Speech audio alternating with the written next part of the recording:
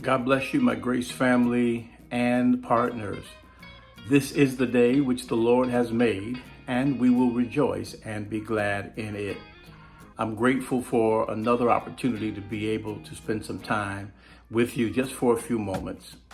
This is the 22nd day of our Nehemiah project in our 52-day challenge. And I just want to say that I am so thankful and proud of so many of you who have committed yourself to this challenge. And of course, we're hearing testimonies of the goodness of God as we have engaged ourselves.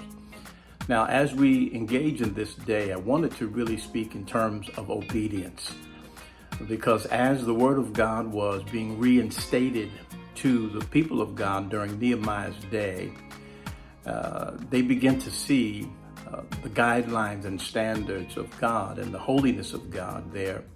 And then some of the feasts and some of the times of gatherings that had been missed because they missed out on understanding the importance of those gatherings and those times of really seeking the Lord.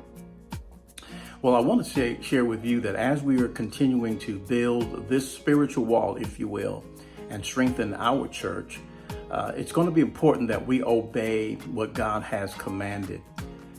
Really applying ourselves and embracing the Word of God is going to be critical. We see in Scripture where, because of the disobedience of Saul, when God told him, when they went up against the armies of the Amalekites, to kill everything. And Saul, of course, they did not kill everything. They preserved some of the cows, they preserved the king, for which they should have slayed all of them as God had commanded. And the prophet Samuel had to share with Saul that it is better to obey than it is to sacrifice. So I want to share with you that it's important that we obey the Lord in this, because as we obey the Lord, we're going to find out that we're going to see the promises of God really flourish and come to pass in our lives. And you're going to be blessed beyond your wildest dreams.